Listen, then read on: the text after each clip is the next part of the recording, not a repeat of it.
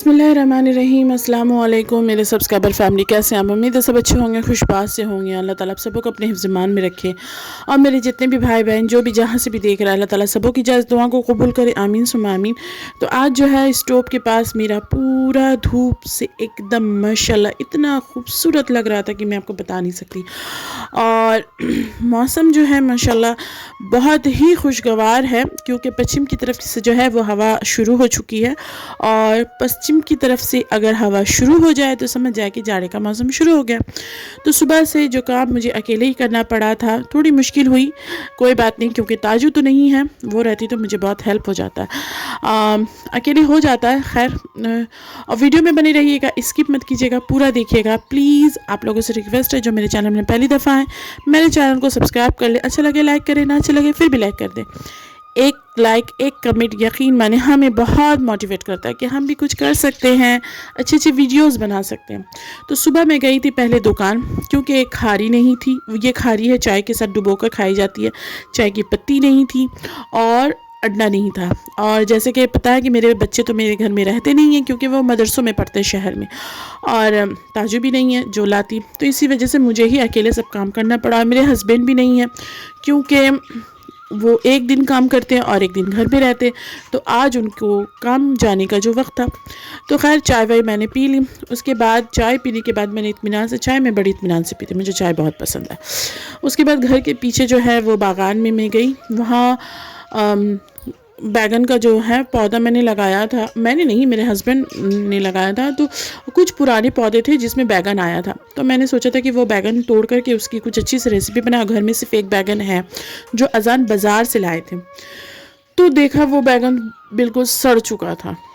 अब हो गया, अब एक ही बैगन से काम चलाना पड़ेगा। खैर हो जाएगा, कोई बात नहीं है, 2 ही अफराद हैं हम लोग, मैं और मेरे हस्बैंड। उसके बाद मैंने देखा एलोवेरा। तो आज है मुझे स्किन की अपनी ट्रीटमेंट करनी है, तो आज जो मैं अपनी स्किन की ट्रीटमेंट करूँगी वो एलोवेरा से करूँगी। तो एलोवेरा का जो पौधा है वो ताजू ने लगाया था, यानी मेरी नंद ने। वो इस चीज़ के में बहुत माहिर है माशाल्लाह। आज के ज़माने की लड़की है माशाल्लाह, इंटेलिजेंट है। तो वो पौधा लगाती है और हिफाजत भी वही करती है। तो मैंने वो तोड़ लिया। तोड़ने के बाद ये मेरा हो गया काम वहाँ का। उसके बाद मैं गई अपने खाने बनाने स्टार्ट, क्योंकि दोपहर तो हो चला था। मछली मैंने फ्राई किया। मछली की रेसिपी मुझे शेयर नहीं करनी है, मुझे करनी है बैगन की रेसिपी। तो बैगन को पहले मैंने छेद किया, करने के बाद उसमें लगाया सरसों का तेल। सरसों का तेल लगाने के बाद आप इसे अच्छे से रोस्ट करें। अच्छा, सरसों का तेल लगाया इसलिए जाता है ताकि रोस्ट होने के बाद इसका जो ऊपर का छिलका है वो बआसानी निकल जाए, नहीं तो बहुत मुश्किल होती है। ये चीज़ मैंने एक्सपीरियंस किया है। तो इसमें ज़्यादा कुछ तो नहीं जाता इंग्रेडिएंट्स, लेकिन जो भी जाता है बहुत मज़े का होता है। चूँकि ये सिर्फ एक ही बैगन है, तो इसी वजह से मैंने इसमें जो डालने का जो और भी सामान है वो भी मैंने कम कम ही लिया। जैसे एक छोटा सा प्याज, एक छोटा सा टमाटर, 2-3 हरी मिर्च, लेबू और थोड़ा सा धनिया का पत्ता। उसके बाद रोस्ट करने के बाद आप इसके छिलकों को आराम से छुड़ा लें, आराम से साफ़ कर लें। साफ़ करने के बाद आप इसे कर लें मैश। मैश करने के बाद आप इसके रख दें और एक कढ़ाई में ले लें तेल। अच्छा, इस जो भी भरता बनाए उसके लिए सरसों का तेल ही बेस्ट होता है, ठीक है। मेरी अम्मी तो इस तरह से करके वो कच्चा प्याज से ही बनाती थी। तो खैर ये भी एक तरीका है, ये भी बैगन बहुत तरीके से बनाया जाता है, तो ये भी एक तरीका है। कढ़ाई में मैंने लिया सरसों का तेल, उसमें दे दिया एक प्याज, उसमें दे दिया एक टमाटर, थोड़ा सा दिया ज़ीरा। ज़ीरा देने के बाद उसे अच्छे से मैंने फ्राई किया।